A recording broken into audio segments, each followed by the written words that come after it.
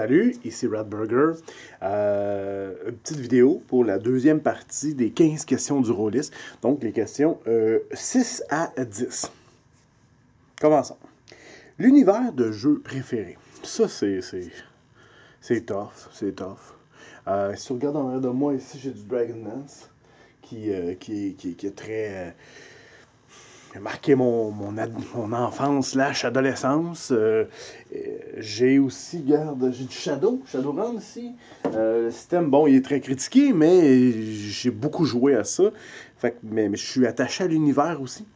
Il y en a plein, je trouve ça dur parce que tu peux pas comparer, mettons, du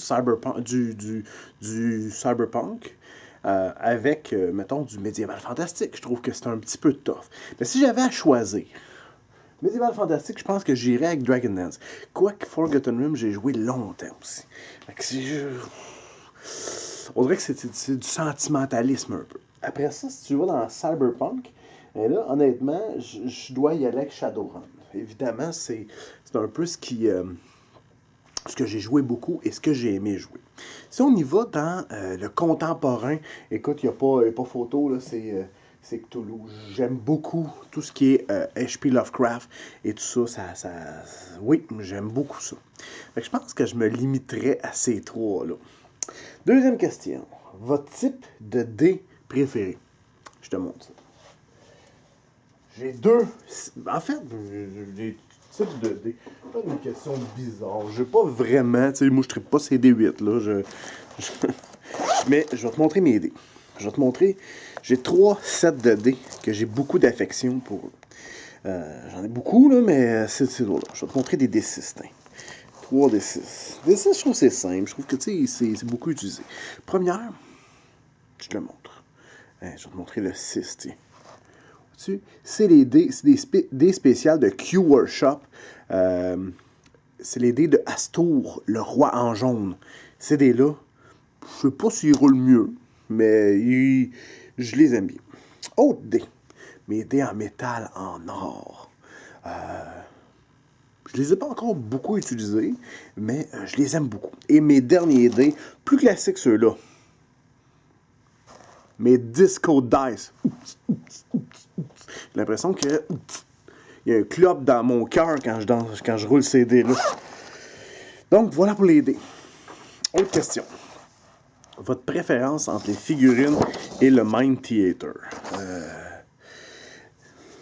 On m'aurait posé cette question-là il y a 2 ans. Probablement, j'aurais eu de la misère à répondre. Maintenant, c'est clair, c'est le Mind Theater. Clairement. Je trouve que les figurines ont dilué le jeu de rôle, ont dilué l'importance que le roleplay a dans le jeu de rôle. Je trouve que les jeux qui basent leur mécanique sur des figures... Puis là, je juge pas, là. Si tu joues à Pathfinder à 3.5, à Dungeons & Dragons 4e édition, je juge pas personne. La seule chose, c'est que je suis pas...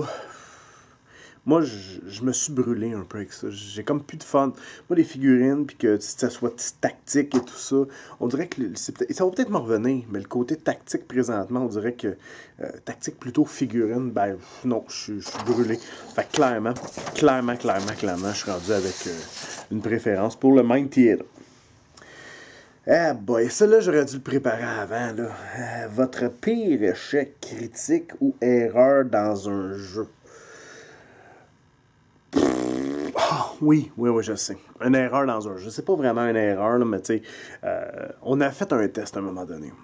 Ça a été une game de calvaire incroyable et interminable. On avait 12 joueurs. 12 joueurs. C'est vraiment... C'est très rare que je vais sortir d'une game en me disant « Oh, ben, la plupart du temps, j'ai eu du plaisir, on a ri, j'ai eu du fun, mais je vais t'avouer, les games que j'ai eu le moins le fun puis que je me suis senti un peu plus... non satisfait, c'était clairement celle où il y avait trop de joueurs. Pas parce que les joueurs n'étaient pas agréables, c'est juste parce qu'à un moment donné, tu dilues l'action. Fait que tu sais, quand t'étais... Puis surtout que tu peux pas avoir 3 ou 4 conversations parallèles. Fait que tu sais, t'étais là, t'écoutes ce qui se passe, mais ton tour revient tellement loin, il est tellement long avant de réinvestir dans l'action. Puis il y a tout le temps quelqu'un qui veut un peu voler le show. Fait que là, c'est... Bon, voilà, ça amène des frustrations qui sont plates. Une réussite critique dans un jeu. Réussite critique dans un jeu. Je te parlerai pas d'une réussite critique.